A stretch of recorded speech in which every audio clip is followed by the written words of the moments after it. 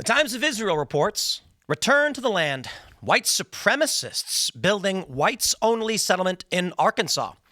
The only problem with this headline is that return is supposed to be spelled with a V, like Latin, which would still say return, but, return. That's how people write it these days. Now, I don't think it's fair to call these people white supremacists based on the story that I've seen, but the gist of the story is a 40-member community got private land, set it up as a private membership community, and are building their own little settlement.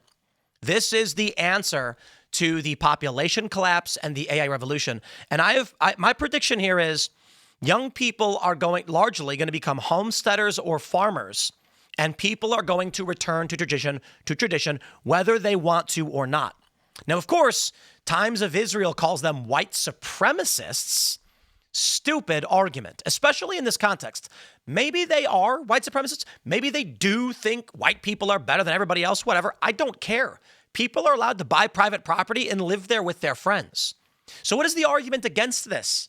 A bunch of racists did a thing. Well, racists are allowed to exist, and they're allowed to be racist. I just don't like racists, but I'm not going to go and bother them. Let me put it this way.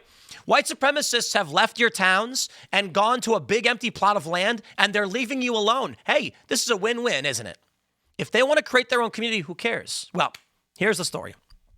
Times of Israel reports, a group of white supremacists is founding a settlement in Arkansas that will only allow in white Christians. The 160-acre community in the Ozark Hills near Raven in Arkansas, named Return to the Land, was founded in 2023 by Eric Orwell and Peter Sarabi, according to Sky News. It is explicitly declared a whites-only settlement, excluding Jewish people, followers of non-European religions, and LGBTQ individuals, vetting members based on European ancestry via interviews and membership screening processes, Sky News reported.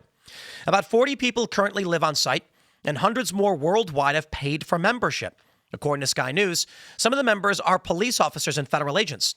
Those who pass the group's screening processes are offered to buy land as LLC shares tied to personal plots, which Return to the Land believes allows it to bypass civil rights housing laws. They're correct.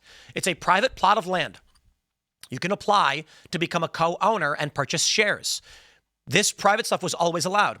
The Civil Rights Act and most of these provisions in the states basically say if it's a public accommodation. I agree with that. If it's a shared public space, then, hey, don't keep people out for no reason or for abstract reasons, right? If someone's stinky and causing problems, you can kick them out. Doesn't matter what their race is.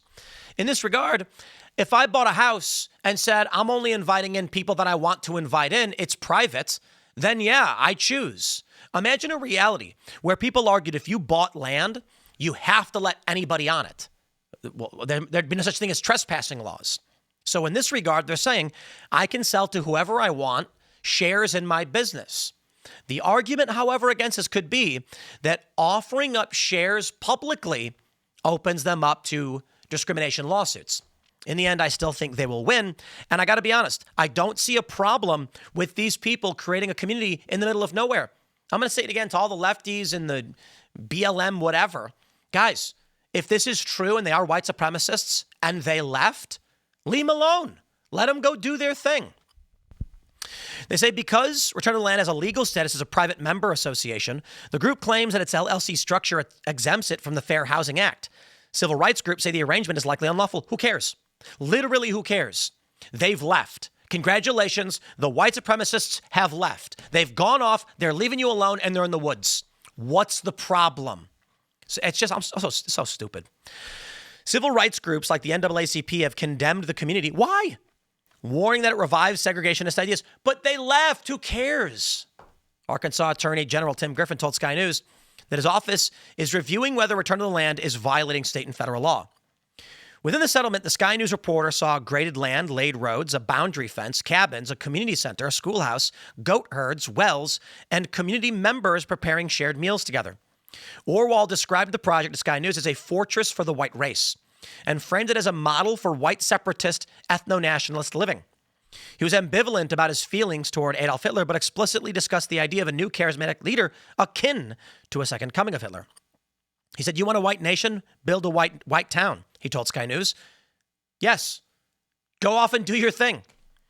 On their Telegram group and public chats, include numerous Nazi references, such as Cicero, what is that? I don't know, posting 1488, a reference to white supremacists, 14-word slogan, and Heil Hitler. Orwell envisions return to the land as the first of many white-only settlements to be built in the U.S. intentionally.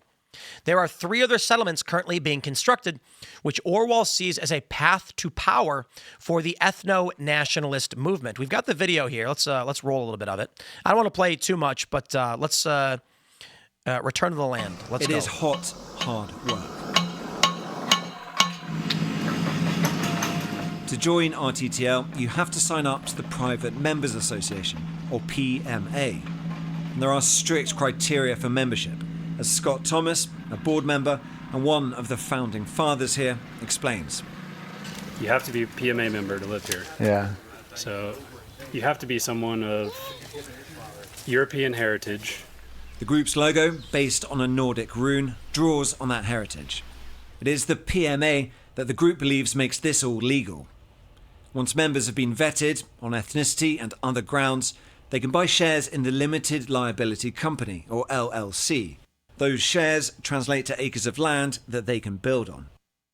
Peter Seri is the brains behind the legal side of things. Civil Rights Act is there for a reason, and this is a way around it. Yeah, Do you think it'll survive contact with the legal system, the courts, if it came to that? hopefully. Do you think it's racist or not? Do you reject that term? Do you embrace it? I don't know about that term. I mean, people use it in a lot of different ways. I'm sure there's a lot of people on the internet who would call me racist.